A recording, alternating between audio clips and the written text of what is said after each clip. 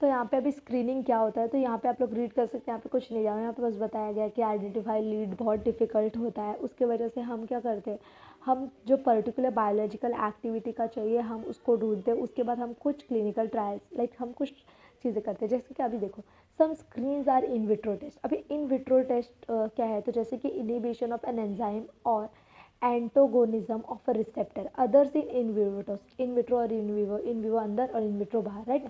तो इन vivo test में कैसा होता है, जैसे कि हम क्या कर सकते हैं, किसी माउस को ले सकते हैं और माउस के ऊपर हम उस कंपाउंड का एबिलिटी चेक कर सकते हैं। Generally in vitro test are good, right, वो क्विकर होता है, लेस एक्सपेंसिव होता है। अच्छा, हमें high throughput screens which is found to be very rapid and sensitive in vitro screen यार बीइंग कॉमनली यूज, मतलब ये हमें बहुत रैपिड होता है तो फटाक से हमें समझ में भी आता है कि क्या हो रहा है। With this high ultra high throughput screening approaches it is possible to screen 1 lakh compounds in a day. हम इसकी वजह से 1 लाख कंपाउंड्स को एक दिन में भी देख सकते हैं कि हाँ how they show the effects. उसके बाद combinatorial chemistry is provide more list. अभी कॉम्बिनाटोरियल केमिस्ट्री क्या है, तो उसमें हम ना बहुत सारे कंपाउंड्स का लाइब्रेरी बना के रखते हैं, जिससे हमें जब भी ज़रूरत हो हम कोई भी मतलब like it's like a library. जैसे अगर मुझे कोई बुक चाहिए प्रॉपरली तो मैं जाके वहाँ से ढूंढ सकती हूँ, वैसे ही यहाँ पे हमारे कंपाउंड्स की लाइब्रेरी होती है, हमारे मॉलिक्यूल्स की लाइब्रेरी होती है। हम चाहते हैं वहाँ पे से शॉर्ट टाइम ऑफ पीरियड हमें जो भी कंपाउंड चाहिए हम लेंगे, हम उसके ऊपर टेस्ट करेंगे। तो वैसे ही तो combinatorial chemistry can provide much more leads by supplying large number of compounds in a short period of time which most probably give a predetermined level of activity in the bioassay. तो इसके help से हम फटाक से हमारा compound का lead ढूंढ सकते हैं।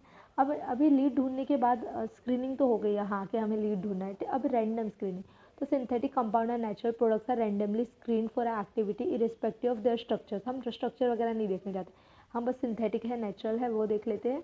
जैसे streptomycin and tetracycline are two important classes of antibiotics which were discovered by random screening of the soil samples. हमने बस रैंडमली सॉइल के सैंपल्स लिए और उसकी स्क्रीनिंग की और हमें इजीली ये कंपाउंड्स मिल गए। अब नॉन रैंडम, तो non random screenings are also called as targeted और फोकस स्क्रीनिंग। इसमें हम ऐसे रैंडमली कुछ भी नहीं करते हैं, हम इसमें एकदम टारगेट हमारा फिक्स रहता है।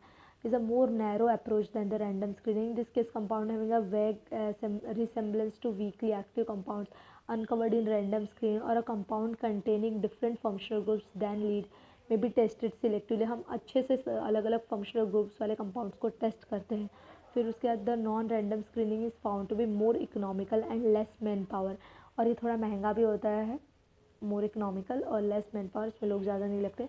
Intensive compare to the random screen और अच्छा इफेक्ट देता है रैंडम स्क्रीन।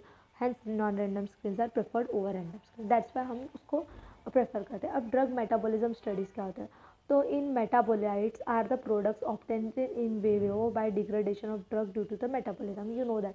अभी आफ्टर मेटाबॉलिज्म कुछ ना कुछ तो हमें ऑब्टेन होगा ही, तो हमें यहाँ पे मिलता है मेटाबोलाइट्स। अब क्या होता है, तो during drug metabolism studies metabolites are isolated and screen to determine if the activity observe is derived from the drug molecular और फ्रॉम अ मेटाबोलाइट्स। अब जो हमने जो ड्रग दिया उससे हमें जो इफेक्ट है वो मिल रहा है या हमने उस ड्रग से जो मेटाबोलाइट निकला उससे मिल रहा है। जैसे एग्जांपल ले आए हैं यहाँ पे, एंटी इन्फ्लामेटरी ड्रग जो है सुलिनडेस is not the active agent but the metabolic reduction product is responsible for the activity।